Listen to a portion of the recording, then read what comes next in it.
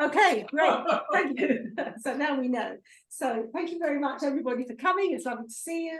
Welcome to HOB Rehovot, especially for those joining from London. My cousin Harry and Angela, say hello, everybody.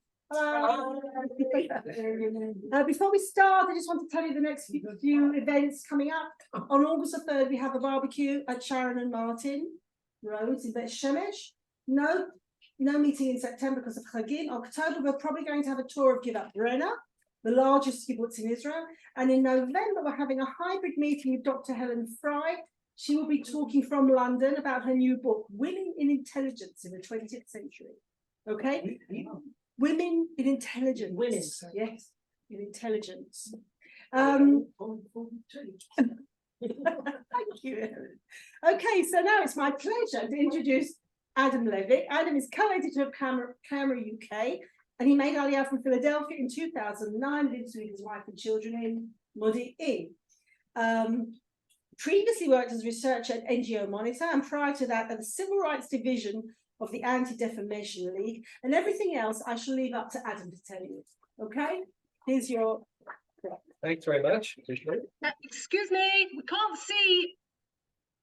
I haven't got a picture of the meeting. Well, it's there. Well, You one of There's the British Immunisation, British Immigrants Association.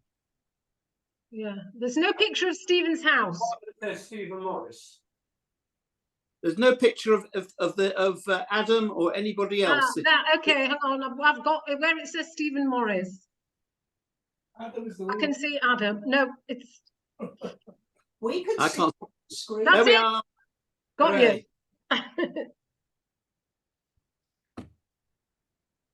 Hooray. Screen share. Is that it? Also. Yeah, they should be able to see you now. Okay, so I can We get. can see the screen share. They can't see you. Oh, but they can't see me. Can't see both. No. I can see. No, I can see you. I can see Adam and the screen share. Adam is little. He's a little bit like the dwarfs, but the screen share's big. It's really good. Yeah. It depends which one you look at. You can change which one you're looking at. The screen. I can't show both. The share doesn't work that way.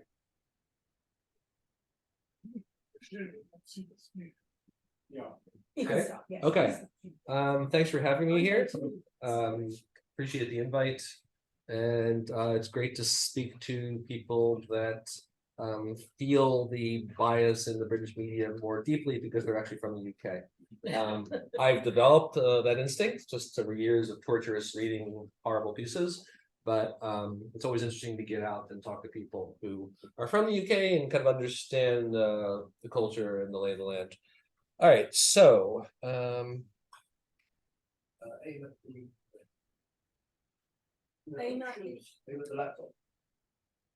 laptop's over there. Okay. Now. Not the TV. oh, so I point to the laptop. Okay, there we go. You don't have to wait.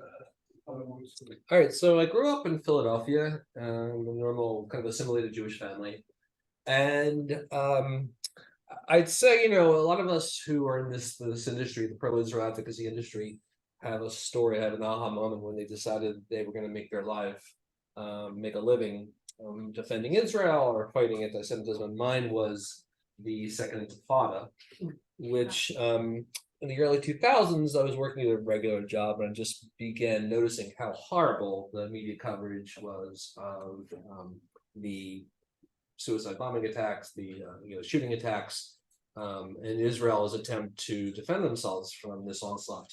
And I just couldn't believe how biased it was and how, it was treating Israel as if it was the bad guy in the situation. And I remember coverage and headlines that had no relation to reality.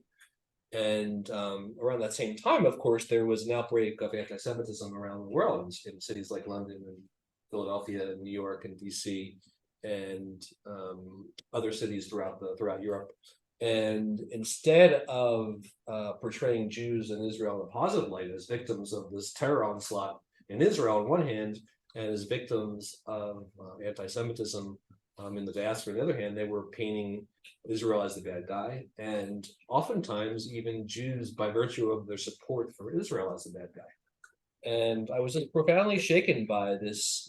Obviously I wasn't living in Israel, so I wasn't impacted by the violence of the Intifada, but I was impacted by and awakened, I guess, my Jewish identity, my Zionist identity, which was always there, but it was kind of dormant, I guess. I was awakened by this feeling of how outrageous it was, how angry I was, reading the newspaper every day, watching the broadcast news. And so I decided at age 35 to become an unpaid intern at the Anti-Defamation League, and eventually they started paying me. And so I was in my mid-30s. I was working for a Jewish advocacy organization that was pro-Israel, but it wasn't enough. And I kept on feeling more and more connected to Israel, even though I was never there. I never went there as a kid, never visited there really. And I basically decided to make Aliyah sight unseen at age 41 in 2009. Were you married? No, I wasn't married. But I was retrenched from my job at ADL during the financial crisis in 2008. So that was the last thing that was keeping me in America. And I wasn't married yet. People kept on telling me you'll find your bashert in Israel. And that's not part of my story, but I will tell you I did find her in Israel. 6 months after making Aliyah at Opal. So yeah, so there's that. What's that? It was wow. Yes, and yes. I'm never going back. And then I got fortunate. I was able to get a job in 2010 with this organization. I don't know how many of you remember it, but it was called CIF Watch, Communist Free Watch. It was a blog dedicated solely to monitoring the Guardian. And particularly monitoring the comment section underneath the opinions, which were infested with anti-Semitism. Anyway, so it was just me. I was the only full-time employee, and so for 2 years I did nothing other than we had some volunteers. I did nothing other than monitor the Guardian and blog about it and tweet about it and post Facebooks about it. And it was a grueling trial by fire. I'm from America, and I wasn't used to just how vicious, really just vicious, not just the user comments were, but how vicious the editorials that the comments that they were approving, that they were publishing. The Guardian is known for them. Yeah. So then 2 years later, something wonderful happened as we were contacted by Camera, this 40-year-old, well, by now 40-year-old pro-Israel advocacy organization. And they wanted to expand their coverage of the British media. So we became part of Camera in 2012. And I like to describe that feeling as what it must feel like if you're an Israeli startup and you get bought by Intel. It was just like, it's the best game. Camera's the best game in town. That's who you want to work for. If I was a tech guy, I'd want to work for whatever, Microsoft. So Camera is the Microsoft of pro-Israel advocacy.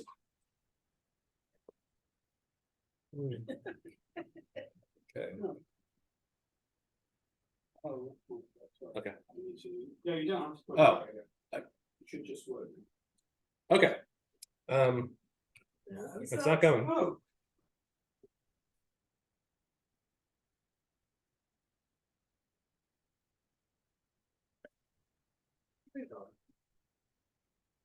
Sorry, everybody. Okay. So, okay. Pointing towards the laptop? Okay. No, just. Okay.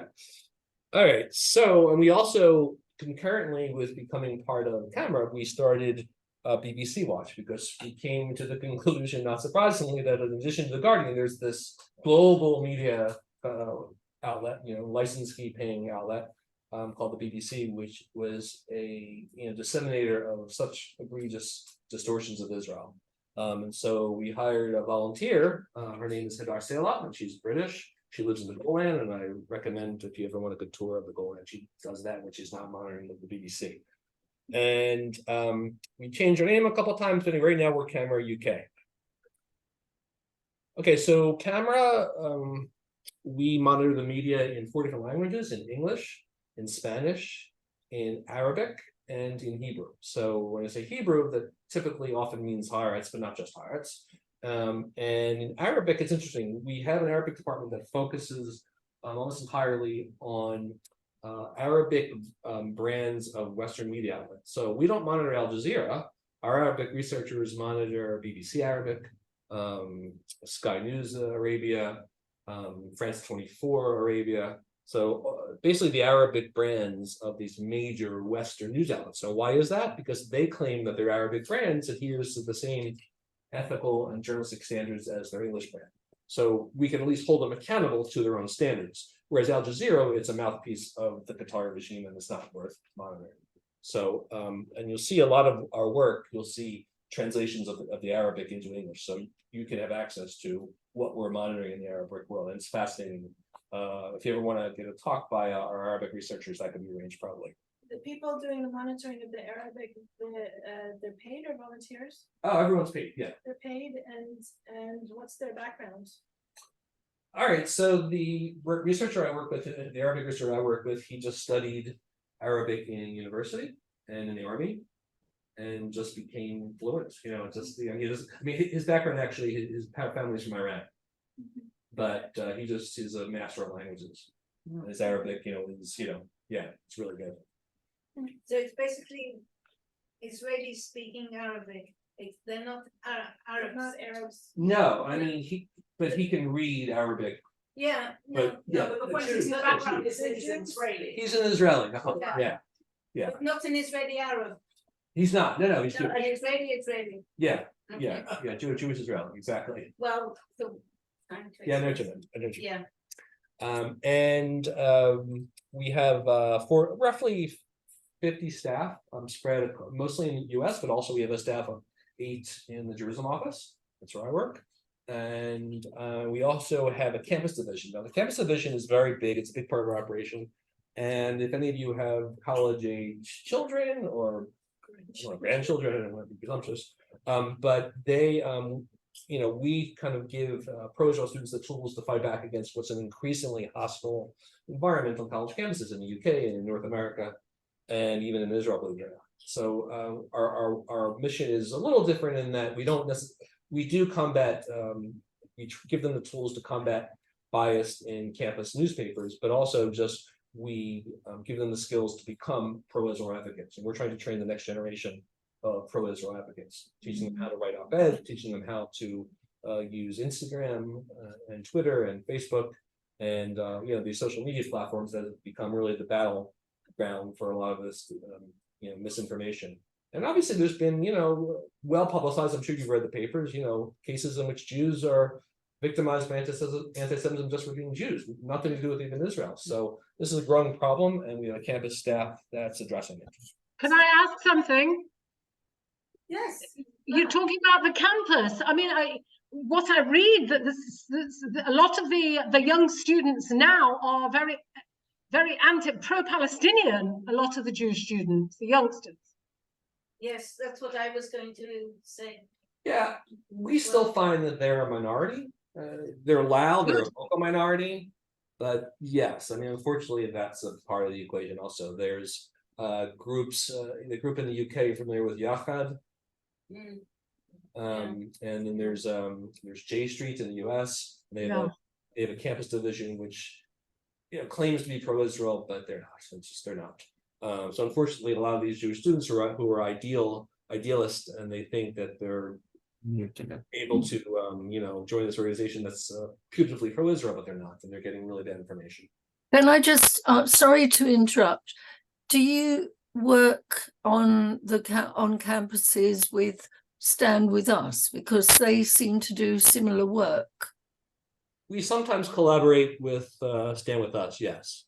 We kind of do our own thing, they do their own thing, but we definitely have co-sponsored events with them. Yeah, I mean, sometimes when there's a speaker that we sponsor to go speak to students at a campus in the UK or the US, then we have co-sponsored events with them. Yes, we have.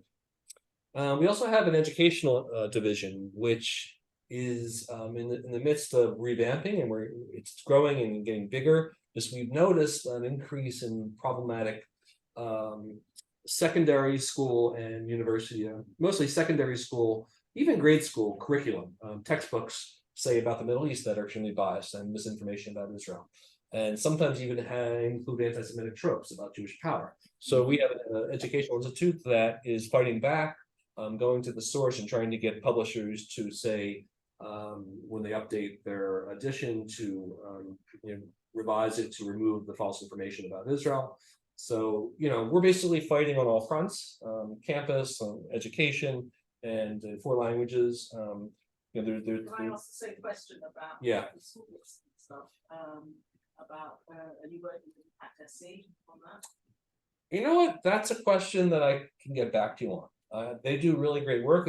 That's they monitor just textbooks, if I'm not mistaken, right? Yes, my cousin is very involved actually already. Oh, okay.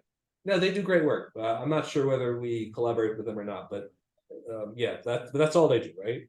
Yes. Yeah, that's a very, very important. Particularly, think of these young minds. You're sending your kid to public school in the U.S.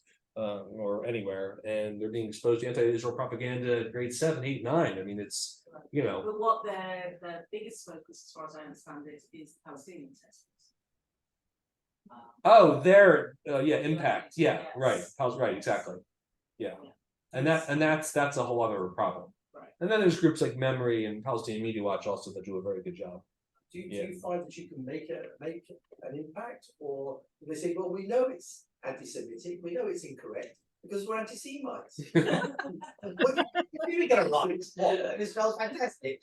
I mean, don't you get that kind of response, or do they just sort of No, say, they don't fix it, or they don't fix it? Well, they don't always say they'll fix it. They'll argue with the facts. They'll say that it's not inaccurate. They'll say it's, no one will say we hate Israel, we hate Jews. It's So always do you actually get some results? I'm going to get to that. You talk. I mean, the short answer is yes. And I wouldn't be here if I, wasn't selling success. Okay, so I want to give you some of our guiding principles. When we wake up in the morning, when we go to work, these are some of the principles that guide us into action.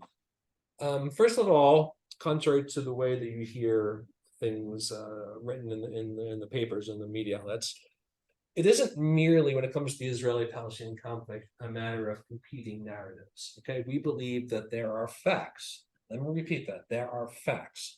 And through careful research, these facts can be determined. Now, there might be a number of issues that are complex and maybe the facts are disputed, but it isn't a matter of, we're not promoting the Israeli narrative, we're promoting the narrative of truth. We do our due diligence, we do our research. When we contact media outlets, we tell them this is not correct and here's the reason why, and we cite sources. So again, it's not about, we don't want them to be pro-Israel, we want them to be pro-truth. Okay? It's also not the media's job to determine, to speak truth to power, right? Or what are the cliches? Like, it's not their job to comfort the afflicted while afflicting the powerful, another cliche, or be part of the resistance. We find that very often, especially if you find their Twitter feed, that some of these journalists really see themselves as activists, that they see their job as journalists as an extension of their pro-Palestinian activists.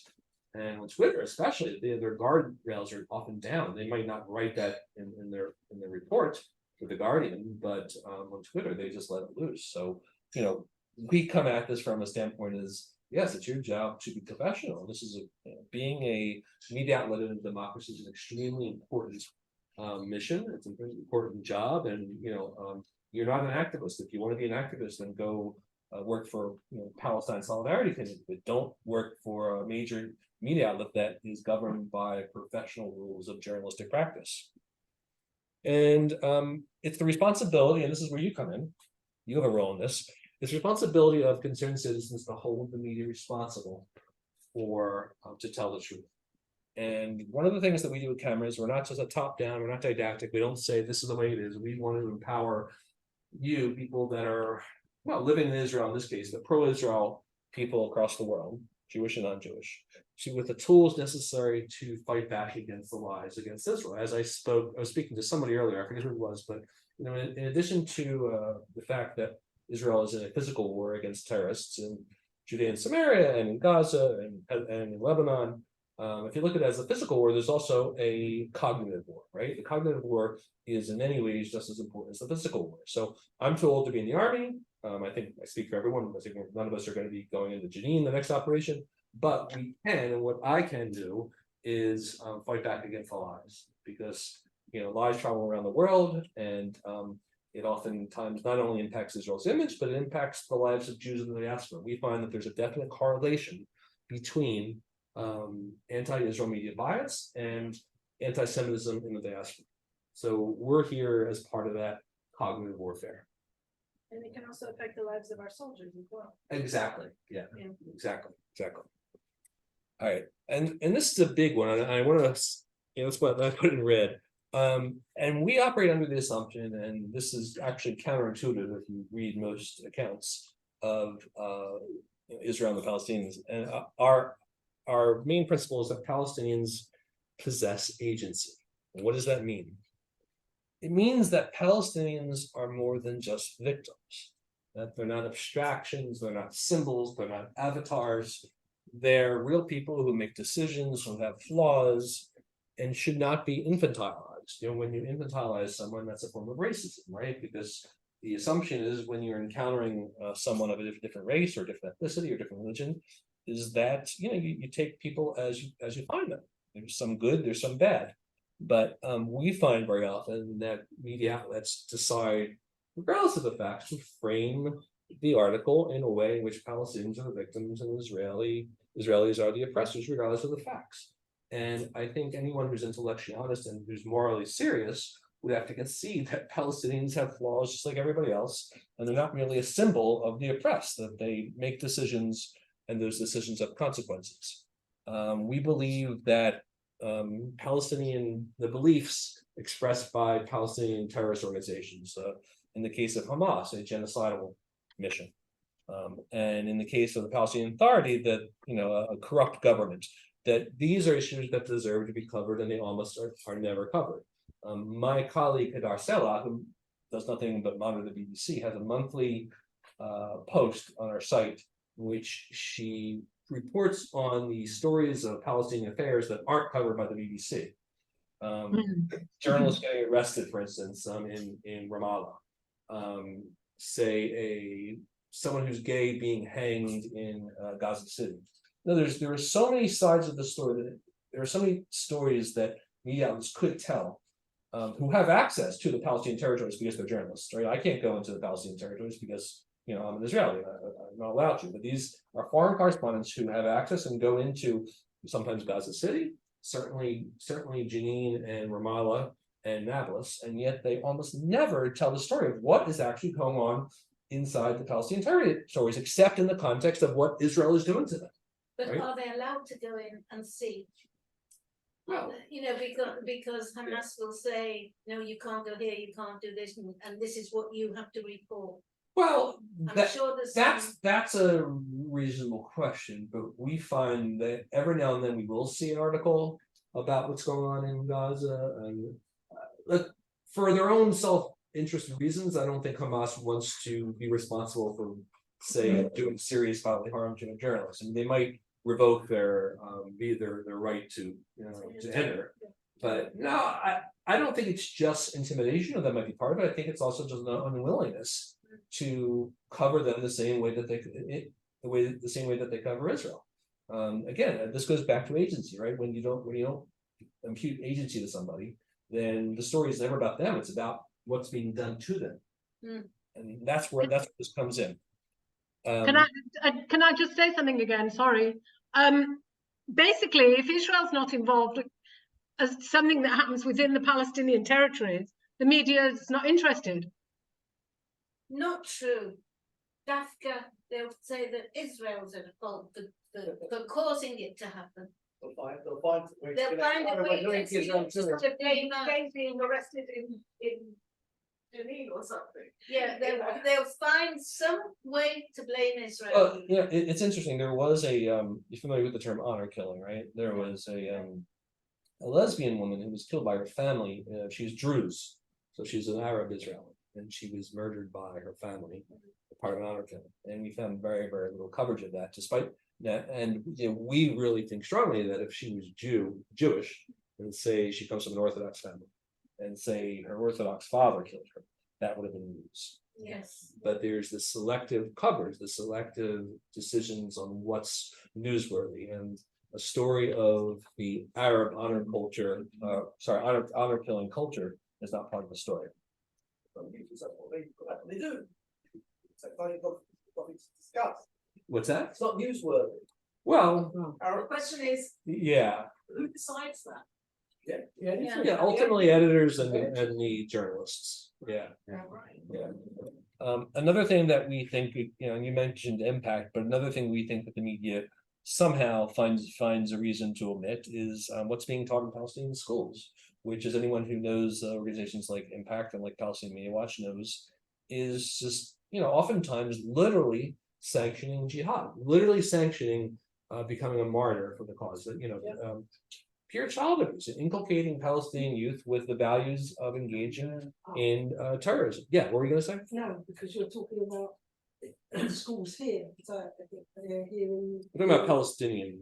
Yeah. Yeah. And again, like the ideology of Hamas, Palestinian Islamic Jihad should be part of the story. Also, a gigantic factor, which I think is the probably like one of the most important issues that the media misses when they cover the root causes, and that is the degree to which anti-Semitism is inculcated into Palestinian minds. There's a global poll commissioned by the Anti-Defamation League. I think it was 100 countries in the world, and probably not surprising to people in this room, but the territory/country that had the highest rate of anti-Semitism, that is the highest percentage of citizens who believe in classic anti-Semitic tropes, such as Jews control the banking system, is the Palestinian Authority. A staggering 93%, please repeat that, 93% of Palestinians hold anti-Semitic views. Just to give you a comparison, in Iran, which you would think would be worse, is like something about 60%.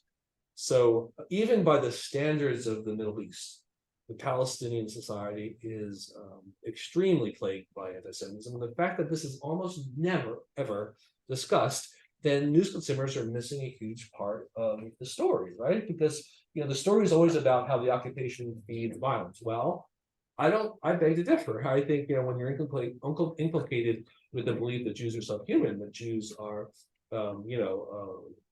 are not to be considered as valuable as other people, and that they're evil, then yeah, it would make sense that if you decide to carry a terror attack, you feel no remorse. And I don't think there's any country in the world where if there was this level of racism towards any other group, then it would be ignored. But don't you think there's also a high level of racism of Jews against Arabs as well? Yes. Also, Yes. Yeah. I hear this all the time, people sort of stereotyping them and True, but the point is that I think the media does cover that. My point is not that that's okay. Quite the opposite. My point is that the media isn't shy about covering Jewish racism towards Arabs. That's part of the story. So my point is a one-way street. Not that Israeli Jews shouldn't be held accountable. They should, and they are. Okay, so it's a double standard. So when you have double standards, that's a problem. Yeah. Another part of the Palestinian agency means when Palestinian leaders have made decisions over the years that have been inimical to peace. For instance, when Yasser Arafat rejected an offer of statehood in Gaza, almost all the West Bank, with East Jerusalem as its capital in 2000, under the auspices of the U.S. brokered peace negotiations, he said no in July of 2000, and then again in January 2001. That's never part of the story. Another part of the story that's not told when they report on terrorism is the fact that there has never been a period in Israel's history when there hasn't been terrorism. They like to sell this idea that whenever there's a spike in Palestinian terrorism, it's because they're frustrated with the continuing occupation. Look, in June 6th, 1967, June 5th, I guess it was, when Arab armies decided to try to annihilate Israel. Israel didn't control one square centimeter of land, right? So to argue that terrorism is merely motivated by Israeli control of the West Bank is just ahistorical. So who here, I always like to get a sense of the crowd, is who here engages in advocacy already? Who here contacts an outlet when they see something that's not? Yeah, how do you? Well, which outlets? The BBC. When they You were go through about their complaint process, the conversation with Bennett. right? Oh, Yeah. I wrote it now. I think a lot of people probably did. Also on Quora. This is on Quora. Generally, the response is when you give facts, you're lying. I was told yesterday that the Hebron massacre in 1929 didn't happen. It was made up. Well, they say the Holocaust was made up, Yeah. Well, Yeah. you know, didn't happen. So did you get a response from the BBC?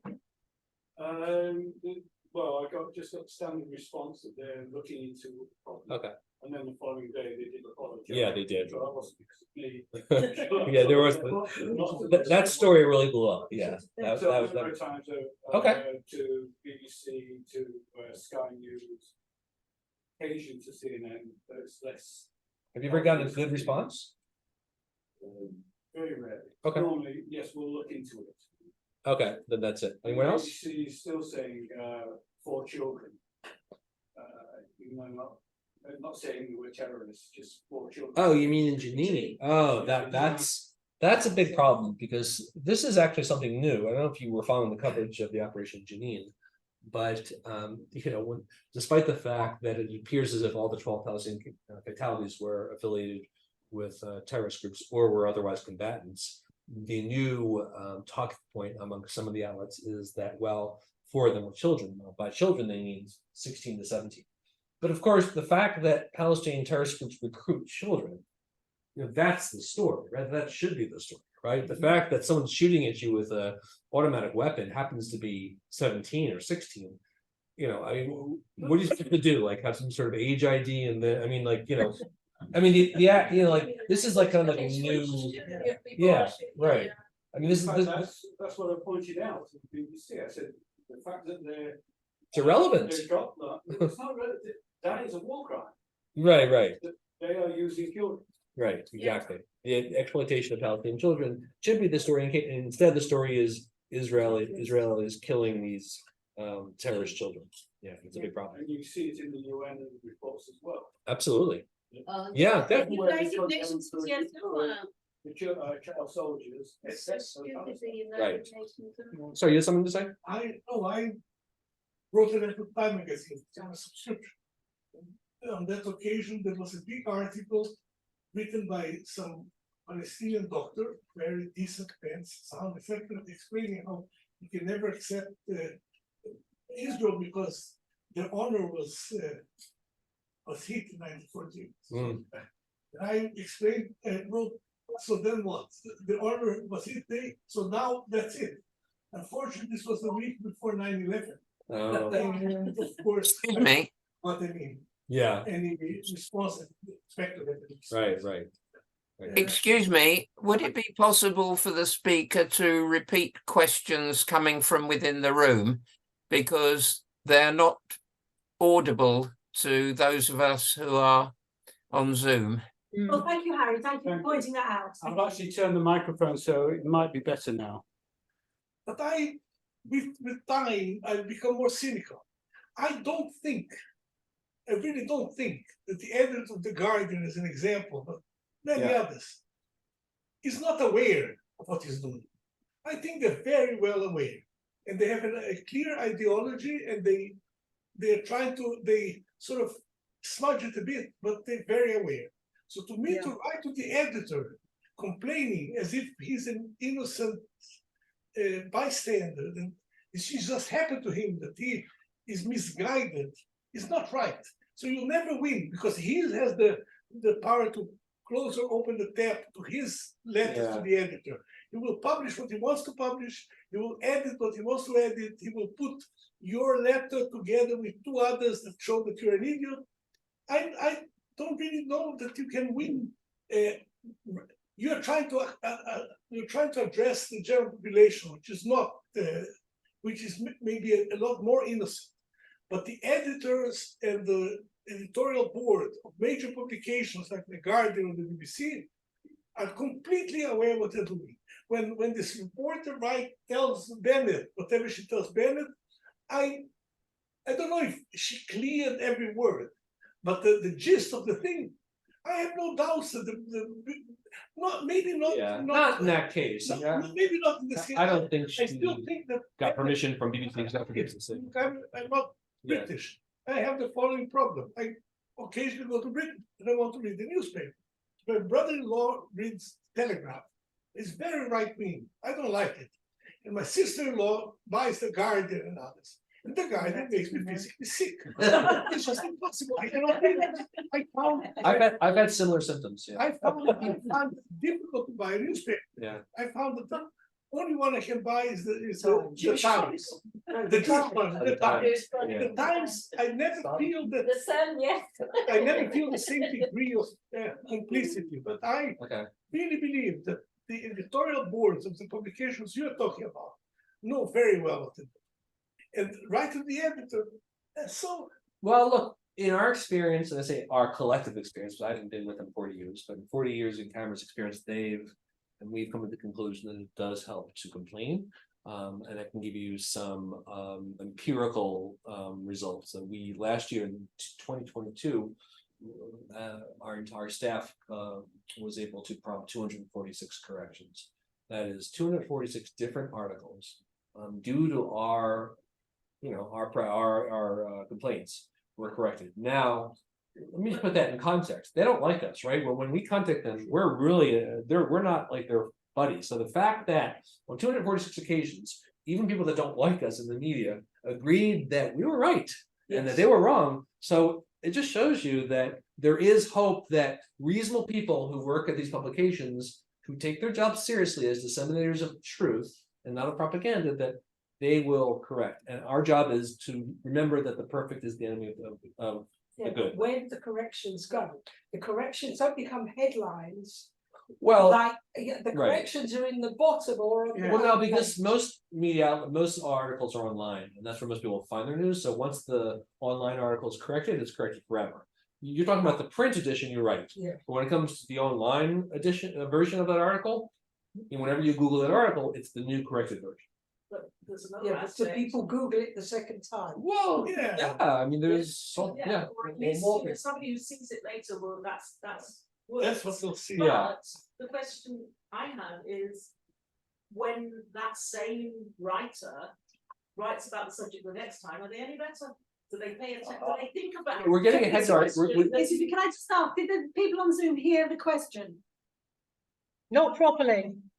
Okay, Okay, we don't repeat the question. my question. Can I ask if people will leave their questions till the end? It's becoming incoherent because everybody's asking questions in between. Please keep your questions to the end. Let him get on with his presentation, please. Okay, okay, Sharon. All right, so should I just move on and? Yeah. Okay, well, just repeat your question one more time and I'll repeat it to them. You repeat it. I mean, okay, so my question was, does a particular author who you have complained about Yeah. improve when they write their next article? I'll answer it this way. I find, and we find, that when journalists know that we're hovering over their shoulders and reading every word that they write, it doesn't matter what they think about us, that they're more careful. Not that they're suddenly going to have a epiphany and decide that, you know what, I'm going to suddenly begin to report fairly about Israel. But they're careful about making the same mistake next time. You know, because they don't like to have to acknowledge they made a mistake. They don't like to be corrected by their editor. It embarrasses them. It names and shames them. So just for selfish reasons, the fact that they know that I'm here hovering over every word, they're more careful. They're not going to change, but they're going to be more careful. Okay. So how do we, in addition to complaining, what do we do? We have, I don't know how many of you are active on social media. But that's a big part of what we do. A lot of people live on social media. I'm old school. I like, regular books, but you just can't escape being active on Twitter, on Facebook, on Instagram. And a lot of our activity, I don't know how many, are anybody here active in social media? Twitter, Facebook, Instagram? Okay, Twitter? Yeah. Well, Twitter I found is very much an echo chamber. You don't get any response. Whenever I tried for a time, but I just Okay. I didn't find it got any. Okay. But also our more substantive pieces are at camera.org. I don't know how many of you visit camera.org, but that's the main site. And of course, we're at camerauk.org. So if you ever want to see what we're up to any given day, we have a blog. We have a blog post almost every day, except for Shabbat every day.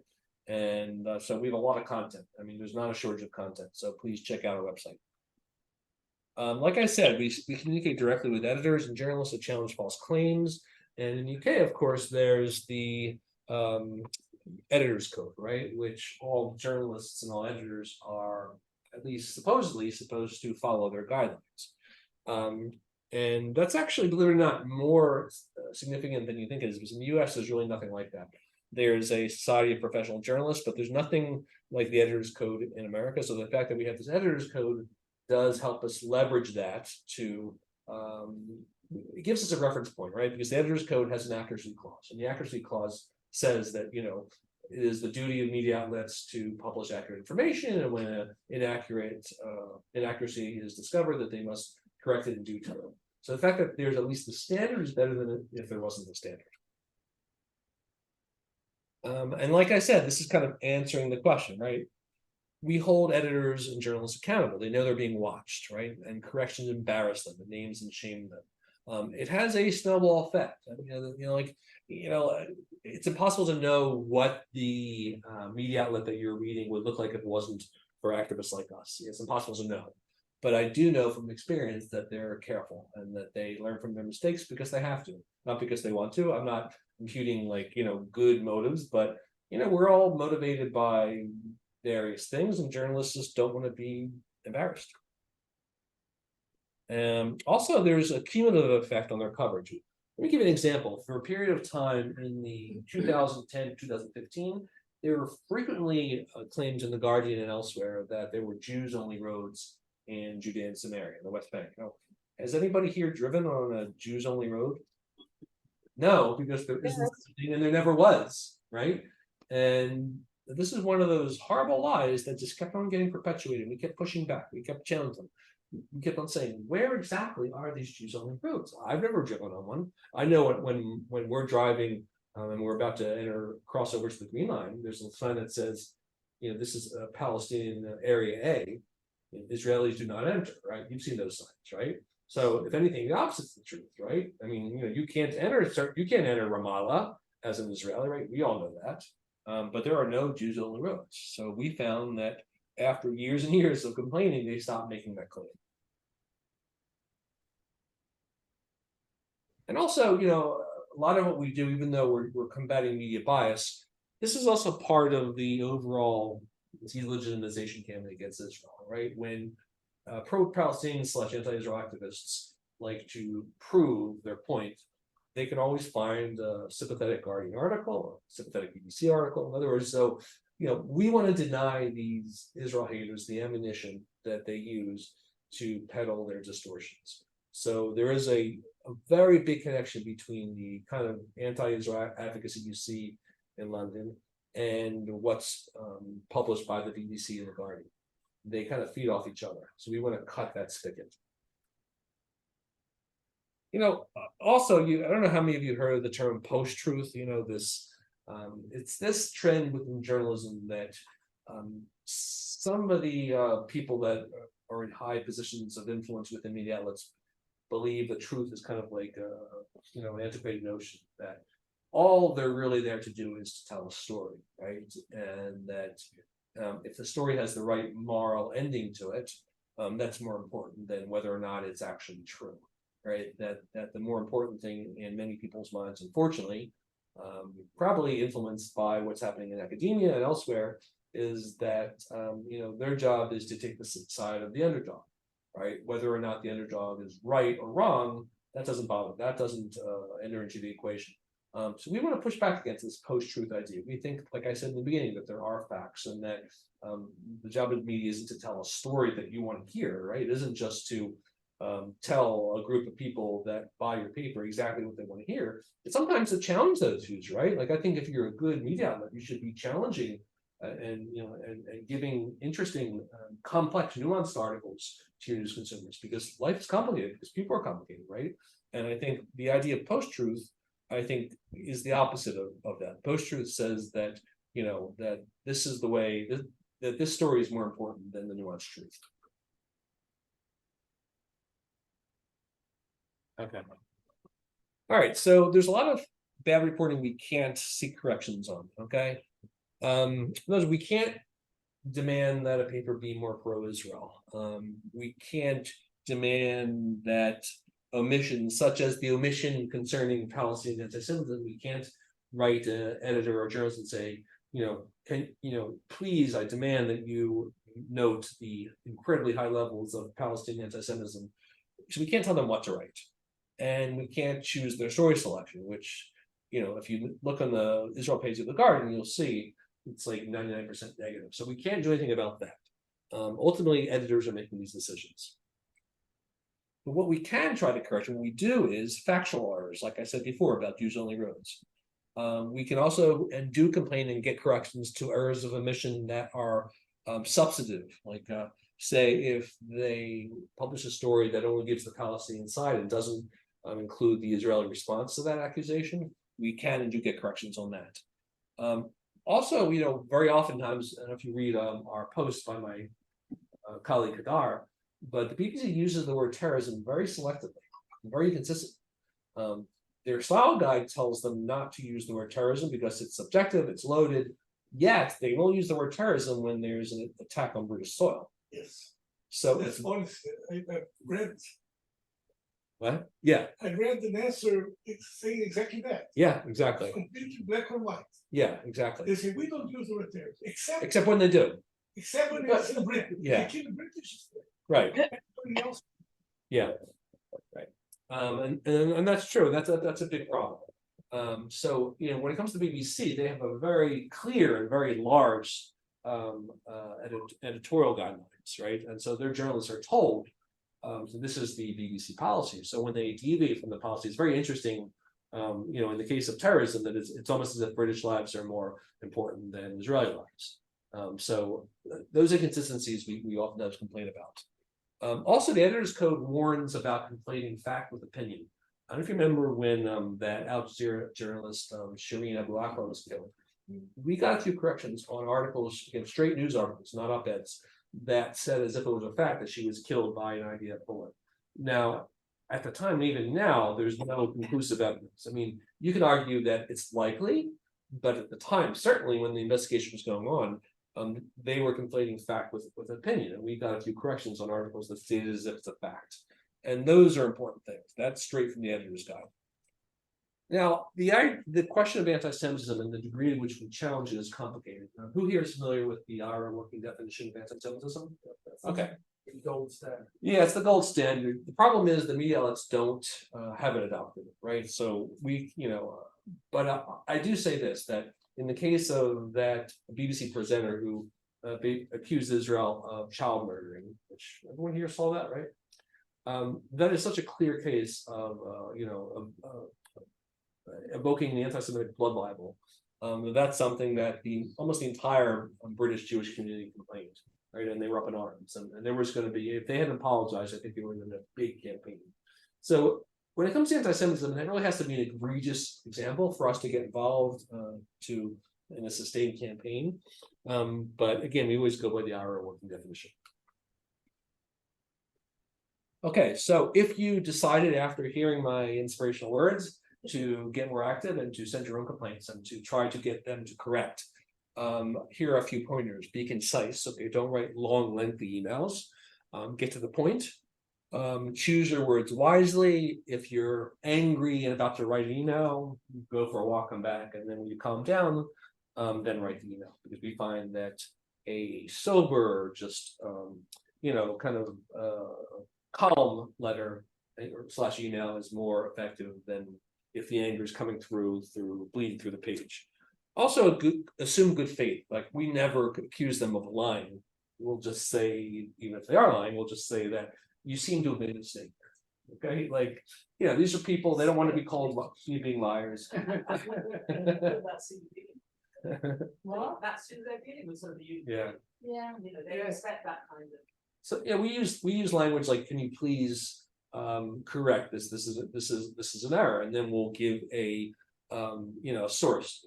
But we never accuse them of lying or intentionally of distorting.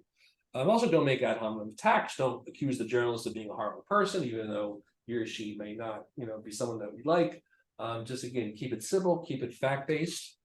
Can we write to the journalist? Well, sometimes journalists publicly leave their emails available, yeah. And most media outlets will have, okay, this is the way to contact their journalist. It's steve.smith@thetimes.com or something. Yeah, but do I want to write to the journalist? Or do I want to write to his boss? His boss, but on certain occasions, I'm just saying if you wanted to contact the journalist directly or tweet them if you were on Twitter, because we find that less email, more Twitter. Because Twitter, everybody that follows them will see it. Everybody that follows you will see it. Twitter's an interesting go around, and one of the reasons why I like Twitter is because you can't hide on Twitter, right? And they can ignore you, but everyone else sees that they're ignoring you. Okay, so whatever. I'm not telling you to go on Twitter. I mean, I'm addicted, and it is what it is. But it's a good way to bypass the normal channels of communication. Has to be threads now. Well, yeah, Meta has threads now. Yeah, that's a whole other story. We haven't joined the Meta threads yet. Choose your targets wisely. I would just stick to complaining to the major outlets. Don't complain to Al Jazeera. Build relationships with editors and respect. Ralph, I don't know how many of you have had letters published. Anybody here have had letters to the editor published? Oh, yes. Okay. But not only in this space, I think in time I once. Yes, you had once in time. Okay. Anyway, so I don't know if you've noticed it, but sometimes they choose to publish the same letter writers over and over because they've developed a degree of trust or a degree of, all right, this person could write a good letter. The same thing when you complain to editors, and if they see your name periodically and they know that they see that, oh, this person really writes respectful, carefully researched, carefully worded complaints, then we'll take that person more seriously and we'll be more likely to get back to them. Don't accuse everyone of being an anti-Semite. I mean, this is kind of my joke because if you follow social media, you see people use that term way too often.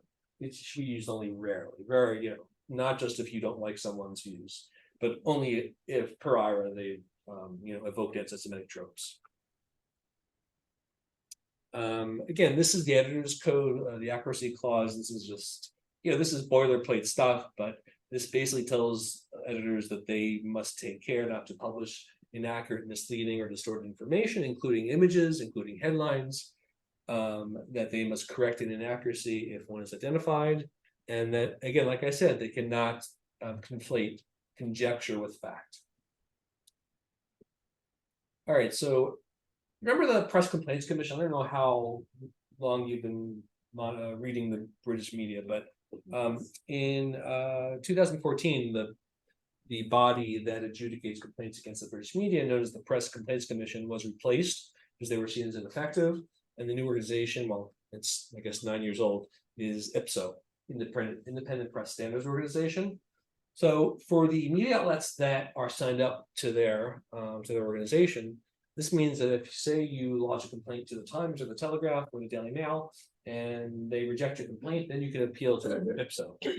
And IPSO's rulings are final, meaning if IPSO decides that the Times was incorrect to reject your complaint, then the Times has to correct. So IPSO basically has final editorial say over what's published in the media outlets that have signed up to their organization. Unfortunately, there are media outlets that opted out. Not surprisingly, The Guardian. Also, disappointingly, the Financial Times. Financial Times is a very complicated publication. I mean, they're a very good publication. They have some great articles. I read them, but their coverage of Israel is really bad sometimes.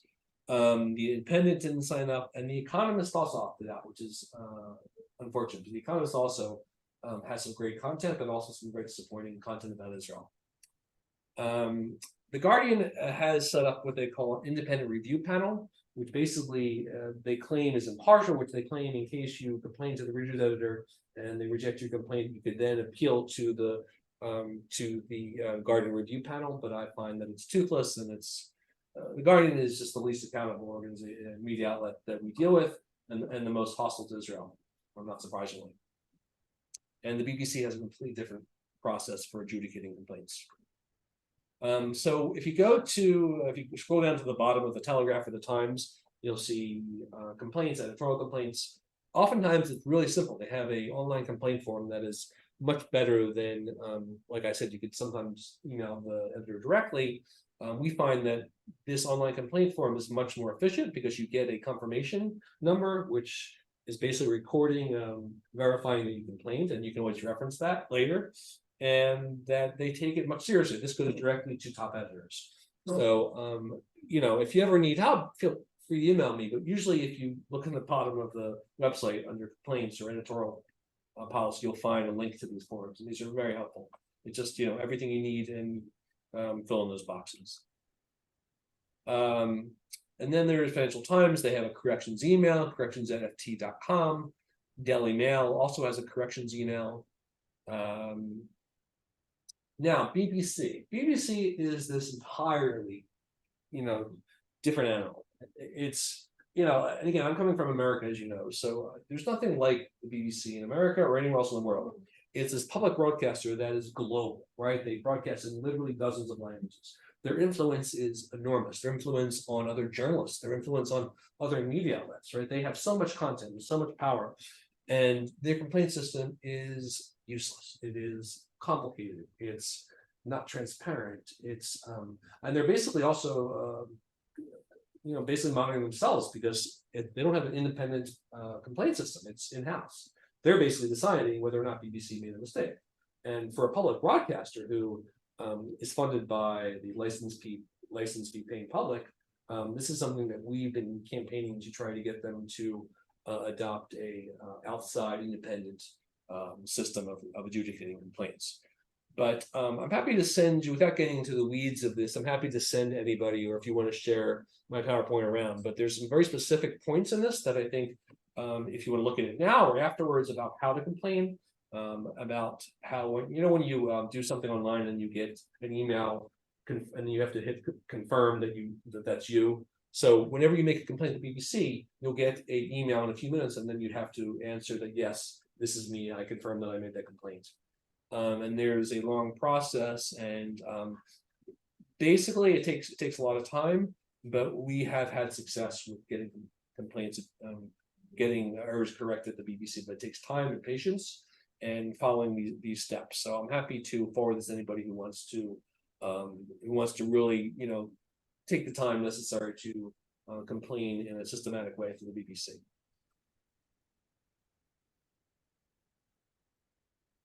Okay, like I said, when emailing the editor, oftentimes the best way, like I just said, is using the online complaint forms. And typically once they respond, it's their final communication and their final recourse for the media outlets that have signed up to IPSO is IPSO.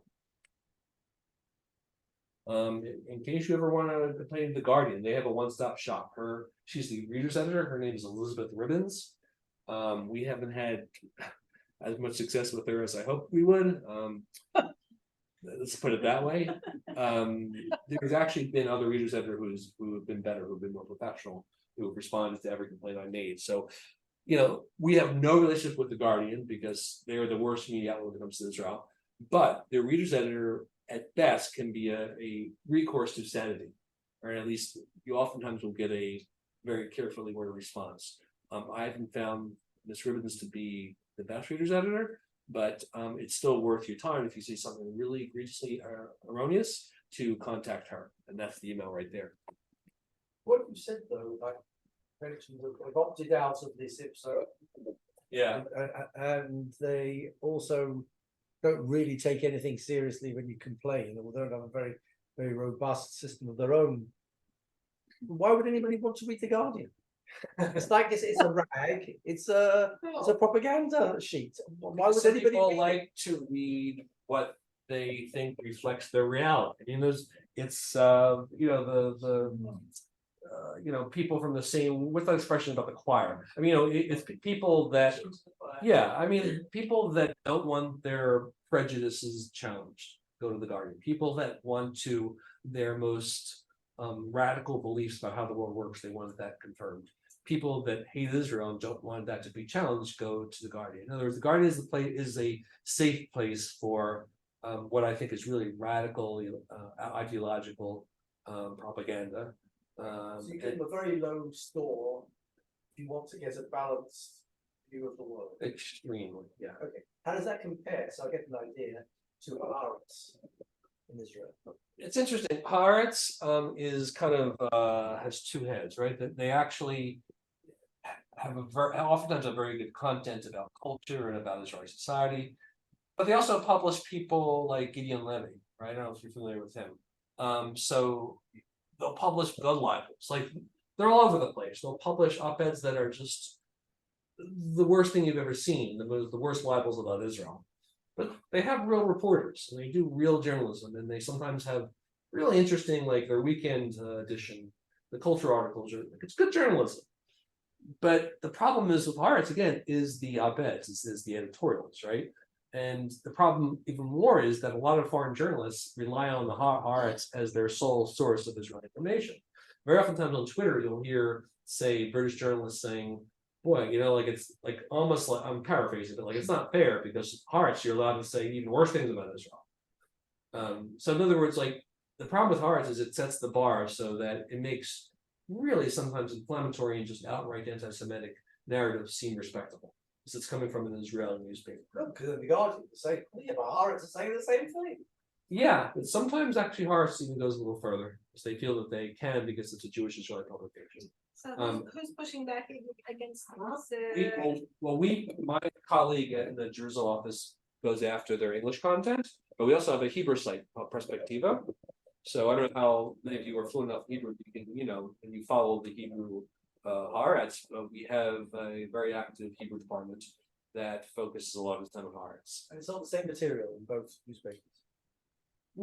Oftentimes it is, but sometimes there's some things that are just in Hebrew and things that are just in English. Do they have the same article that's slanted? Sometimes, this is interesting. We have this series of posts called Lost in Translation, where somehow. Oh, okay. Well, there you go. So sometimes, and more than sometimes, we found out, and if you read our Camera.org website in English, you'll see we have these series of posts called Lost in Translation, where somehow the Arabic version gets translated into English, and the English version somehow has an error that didn't appear in the Hebrew section. So is it because that they hire inexperienced translators or inexperienced editors who aren't completely bilingual, or is it because they have an agenda? I tend to think it's, you know, the latter. But yeah, very oftentimes the Hebrew and the English are different in ways that almost never work in our favor. Haaretz is a big problem.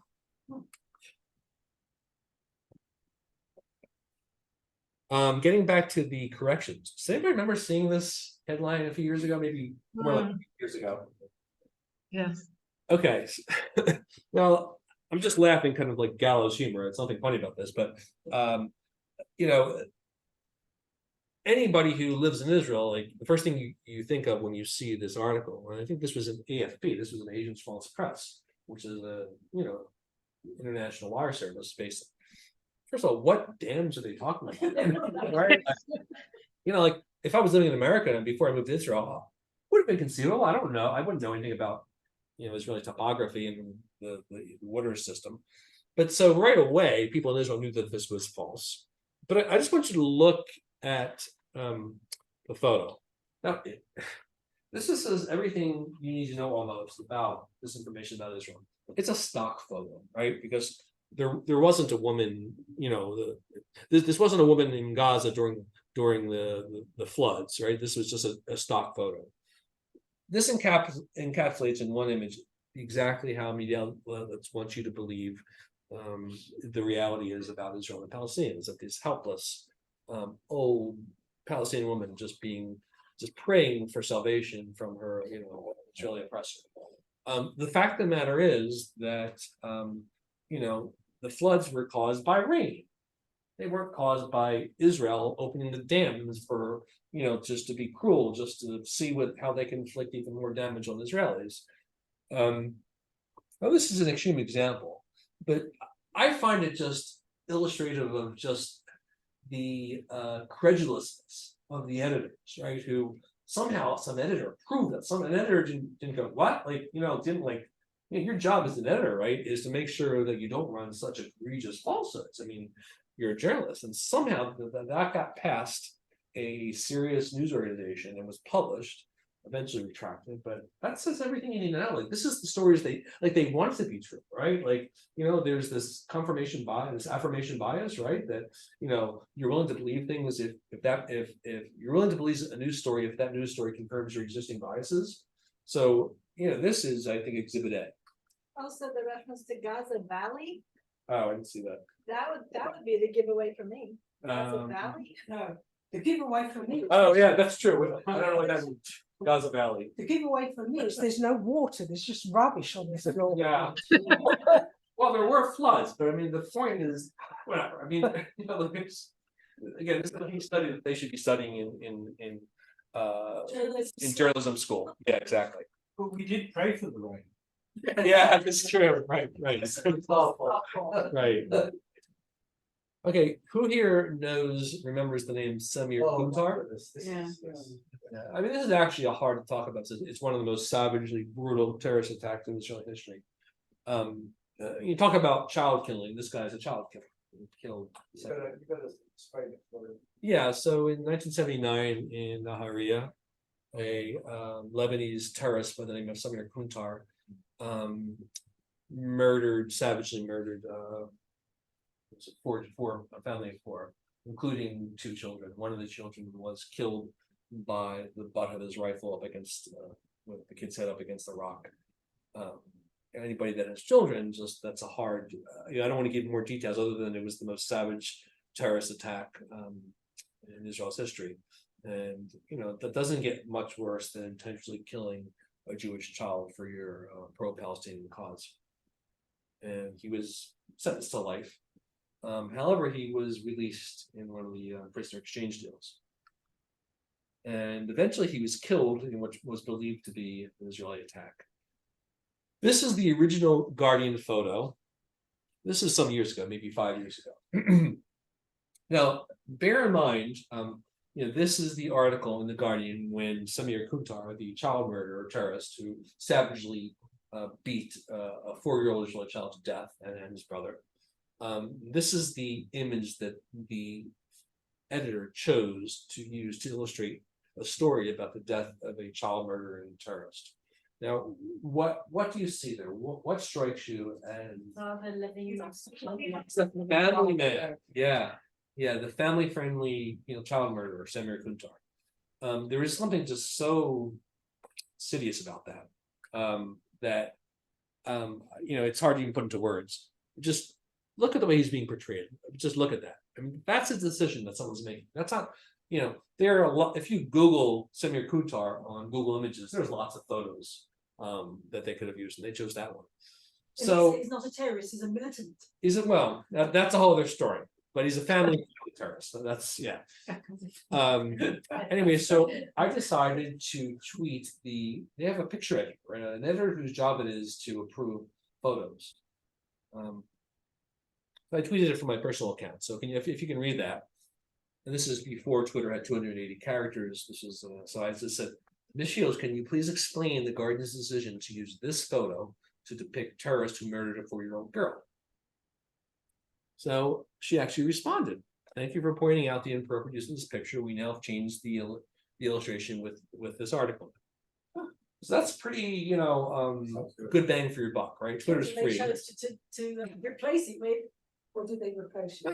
Oh, I mean, you know, children. At least he's not, you know, hugging children, right? I mean, so when I talk about Twitter being a great, interesting way to bypass the normal complaint system, that's what I mean. It's that I don't think I would have gotten that result if I'd gone through the regular process. All right, so those of you who so decide to become, you know, activists and help us push back against the media's lies against Israel, this is my email address. You know, we respond to every tip we get. We rely on tips, meaning we can't catch everything as much as we try. So if you come across something on the BBC, broadcast, online, any British publication at all, or even a non-British publication, because I could pass it on to colleagues, we really look to you, to people who support our mission, to catch things we can't catch. And now I'd like to open up for questions. Thanks very much. Thank you. Would that likely be something that HOB could take on? Yes, I don't know. But I have a question about the BBC. How do you watch the BBC in Israel? I can tell you, I watch the BBC. BBC all the time. Okay, Ah, you've got streaming. ExpressVPN. Use a VPN. Yeah. Doesn't have to But be that. I watch the BBC all the time. I find that the news because I watch the home news, I don't watch the BBC World. Okay. No, I And- watch BBC News as well. And the BBC home news is a lot less.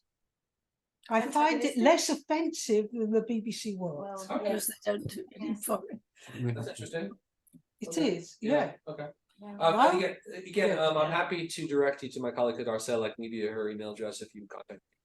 She's a BBC expert, but yeah, we have lots of people in the UK that read our stuff, that send us tips, that send us these, like they'll upload a video because they can access iPlayer, so they'll send us a video or upload it onto YouTube. So we have lots of ways to go around the fact that we're in Israel and we can't access all their content. But VPN Express or ExpressVPN is a good. I Work watch the BBC all the time. Okay, what do you use? The BBC iPlayer or something? No, I watch on Fillmore. Fillmore. But with a VPN, you VPN. can get the iPlayer. Okay, I have a question. Is there not some kind of parliamentary inquiry into the There BBC? is. Can you tell us something about that? Unfortunately, they haven't been very transparent about the process. They're still figuring out the nuts and bolts, the details of how the inquiry is going to proceed. So unfortunately, we've heard some dispiriting news that there's people putting pressure on people running the committee to neuter it, to make it less Corruption? In the Yeah. British Parliament? Yeah. I didn't hear part of the question, Ellie. Who are you talking? My question was, I understand that there's some kind of parliamentary inquiry into the BBC. Oh, right, okay, yeah. Yeah, but I guess the answer to the question is it hasn't been, the details haven't been announced, the dates haven't been announced. It's going to happen, but I was just trying to explain that we hear through the grapevines that there is some pressure being put on by the BBC to neuter its inquiry a little bit. So the question of how much teeth this inquiry will have, and whether BBC will be forced to act on its recommendations. I'm just saying this is yet to be determined, so I can't give you information. So it hasn't been released yet, but we're concerned, but we're still cautiously optimistic that at the very least it'll give publicity to the BBC's record, which we've been exposing for the past 13 years. Did I get the Zoom? People have a question they'd like to ask? Anybody on Zoom? I read a horrendous letter in the Guardian at the end of last week about somebody of the Committee Against House Demolitions or something. And by the time I was going to send an email to you, and then by the time I got round to doing that, it disappeared off my Chrome feed.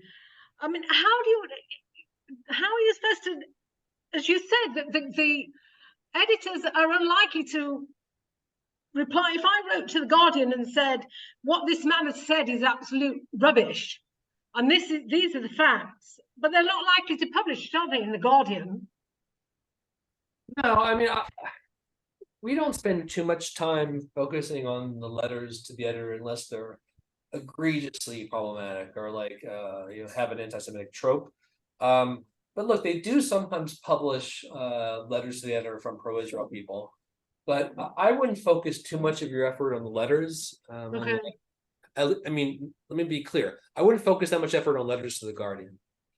We do find that publishing pro-Israel letters and trying to place them in outlets across the globe are helpful, but I would give up when it comes to the Guardian because their agenda is their agenda and there's not much you can do to push back against it. Like I said, other than trying to hold them accountable with the facts, but yeah, I don't spend too much time. As much as I read the Guardian, rarely do I read the letters unless it's by someone prominent.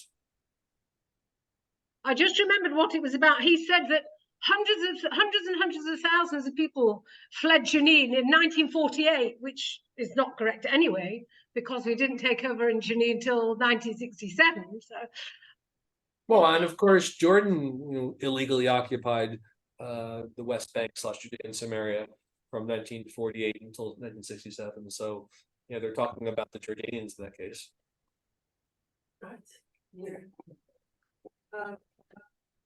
You ever need to substantiate your facts, and if you do, what sources do you use for that?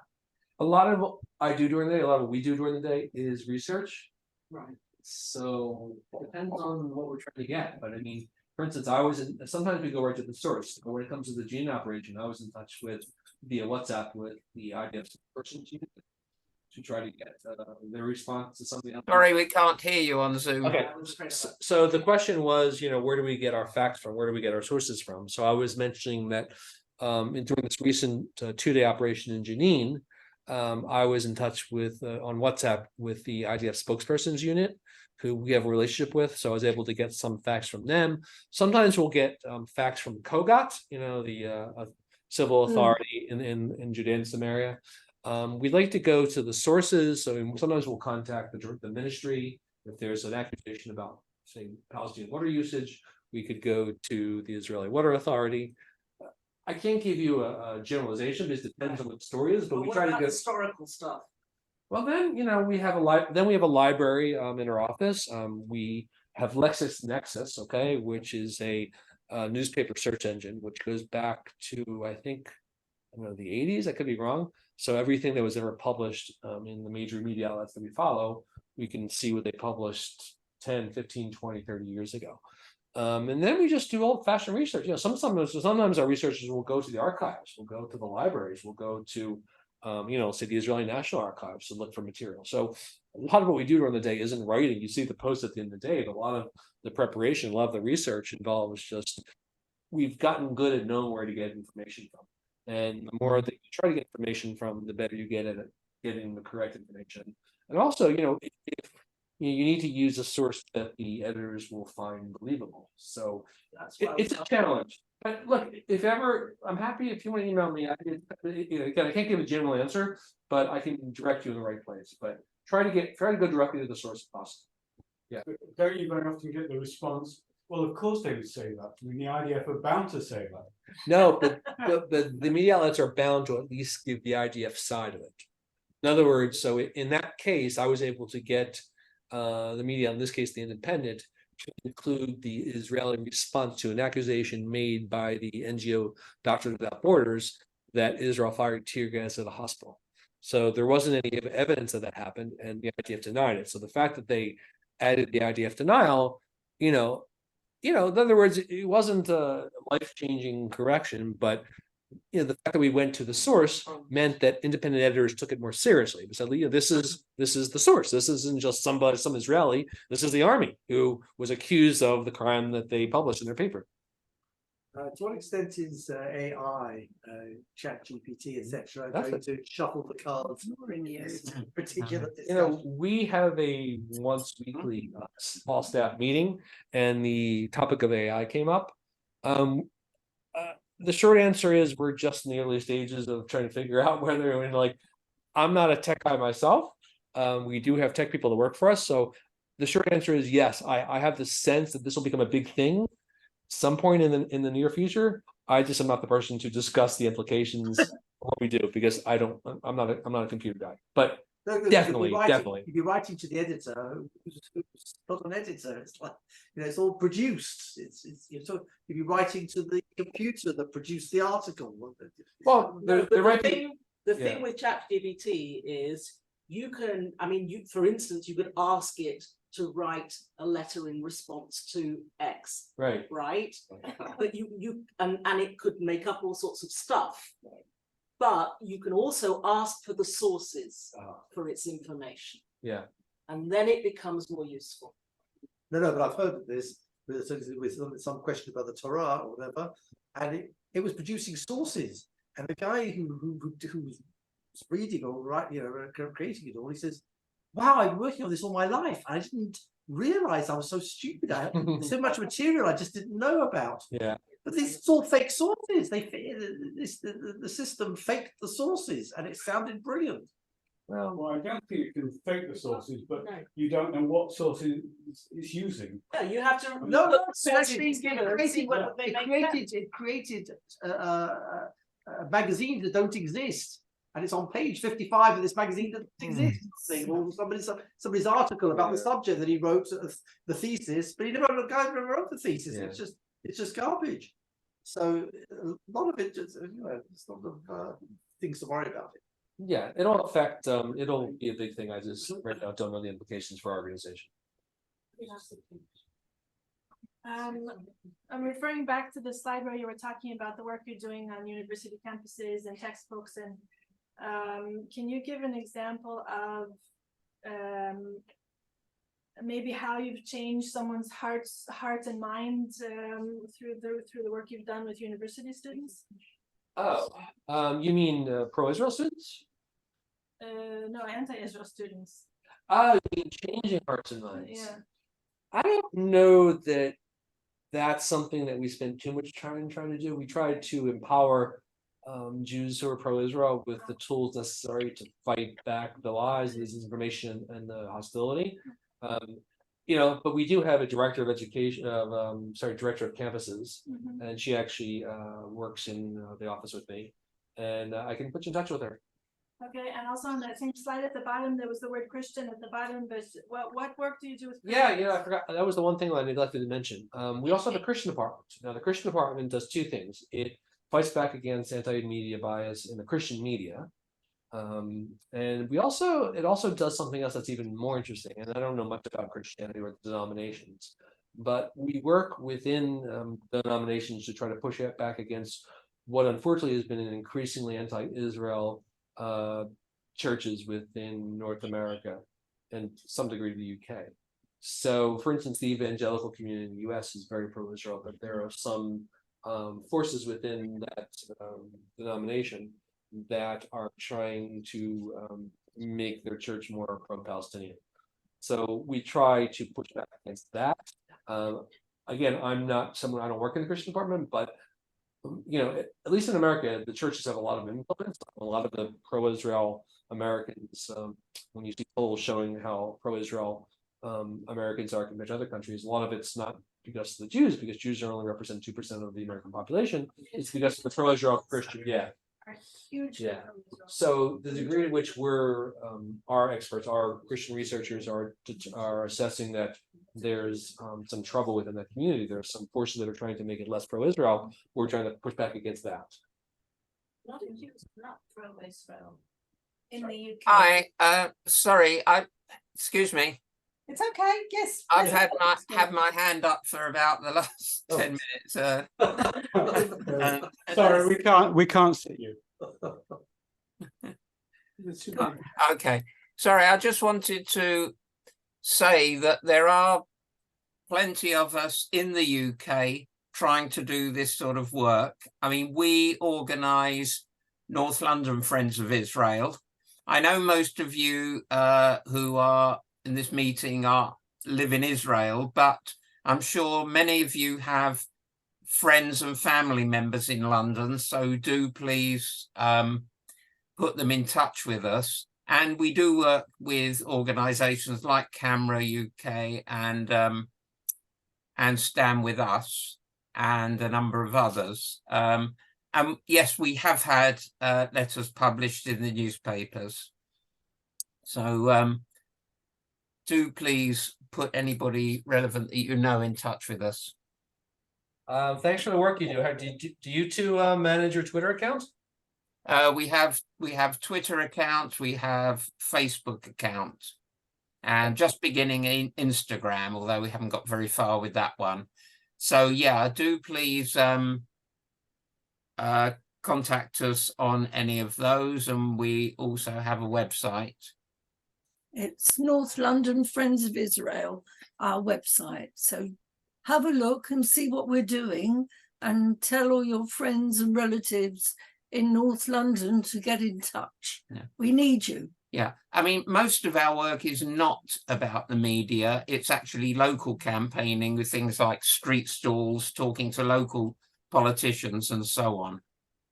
But we do have a social media presence, and we do write to newspapers. And we've had letters published. Great, thanks for the work you do. Thank you. I've got a question. I'm not sure if it's really a question or a facetious remark. Is there any evidence that the constant anti-Israel bias in the media has actually furthered the Palestinian cause? Sorry. Okay, I mean, just let me ask a follow-up question. Further in what sense? Right. In any sense. It's a hot button topic. Everyone knows about it. And Well, look, let's put it this way. does it help them? I think it's helped them in the sense that, like I said earlier, that there's a cognitive war that's running concurrently with the physical war. And I think when the media is on the Palestinian side, it gives them a certain power that they don't actually have militarily, right? It gives them the power to state their case in the UN. It gives them the power to go to international forums and delegitimize Israel. In other words, it gives them, I would say, soft power, the soft power of information, of disinformation.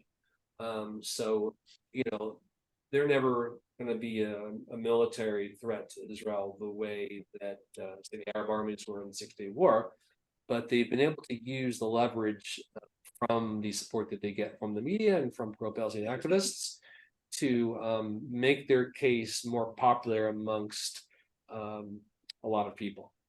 So yeah, I think it does give them more influence and more support than they normally would have if it wasn't for that media coverage. Yes, and I think that's a big problem. Apropos of that, Adam, apropos of that, do you think that the Hasbara here could do a lot more? The government Hasbara. Yes, I agree with you totally. But the only thing I can say is two things. First of all, I think that what we do is more effective than what even the best Israeli Hasbara could do. But number two, in Israel's defense, I think that the disinformation directed towards Israel is so horrible and so pernicious and so constant and so heavy in volume that I think even the best Hasbara team, even the best Ministry of Public Information would have a hard time coping with the sheer volume of problems. So the answer to your question is yes, they are oftentimes incompetent, but I think even the best Israeli Hasbara would just have a hard time competing with the malevolence that they deal with in the media and on the streets of London and New York and DC every day. So we're flogging a dead horse. Well, all I can say is that, we consider ourselves, we're independent of the government, thankfully, so we can do what has been demonstrated to work. And I don't know, I'm not a politician. I don't know what their internal problems are. I just know that I think we're more efficient. The NGOs like us are more efficient or more effective than even the best Israeli Hasbara. Thank you. Okay, do you have any other questions? Or are we ready for coffee? Yeah, I'd like to- Yes, one and another one. Okay. I just wondered, you have, it sounds like you have quite a few employees, so who funds it? Private donors, mostly based in the US.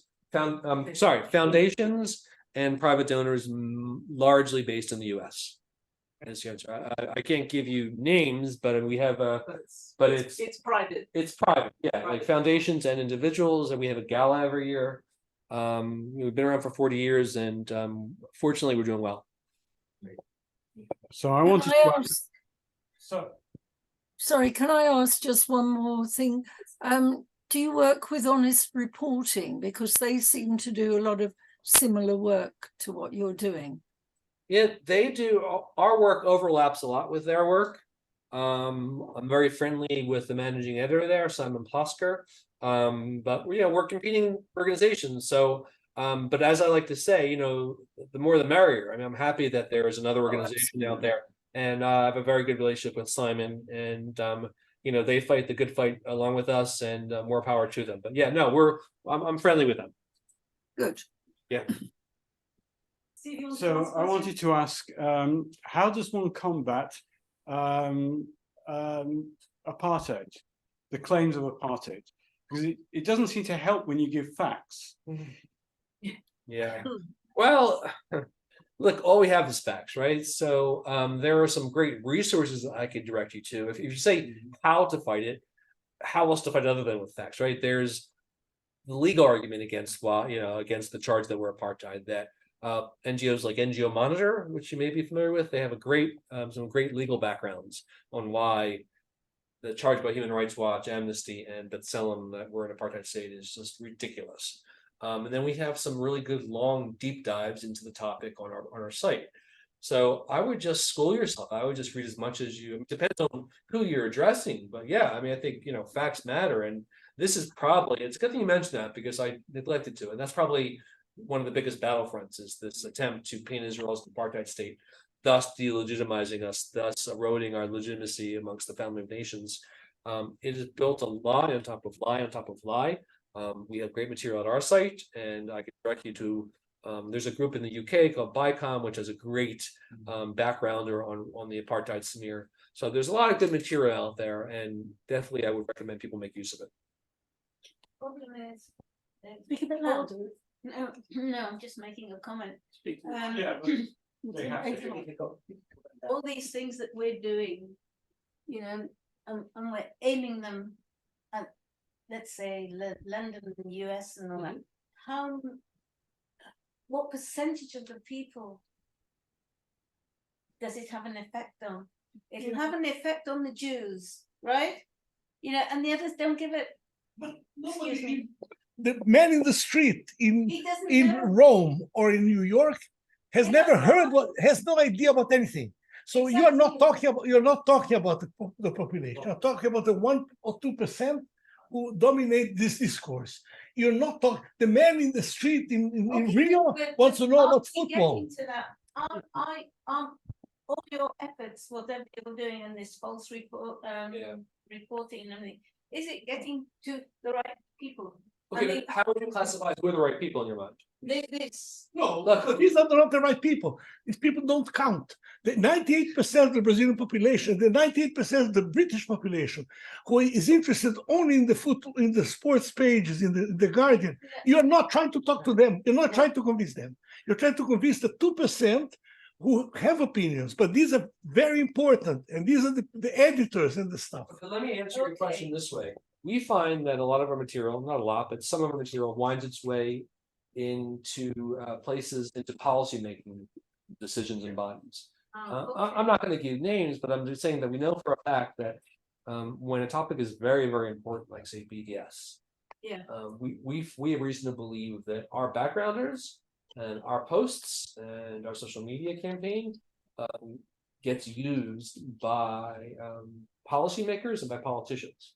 So they oftentimes rely on the information that organizations like CAPA produced to give them a sense of, you know, how they can fight back in the say in the Parliament or in the U.S. Congress. So we find that policymakers do make use. I can't give you numbers, but I know that that happens. Okay, any more questions? No. Okay, so thank you very much. This has been very enlightening, and we'll pass on the information to all our members, all on our mailing list, and carry on the good fight. Thank you very much. Thank you for everybody on Zoom for joining us. Can I mention that the 2 chocolate cakes at Parva, 2 cheesecakes at HOB. All of them have sugar, except for there's a cheesecake that's marked. We can stop recording now. Save us a piece of cheesecake, please. I'll see you next week. I'm coming to England next week. Bye. Bye. Yeah. Bye.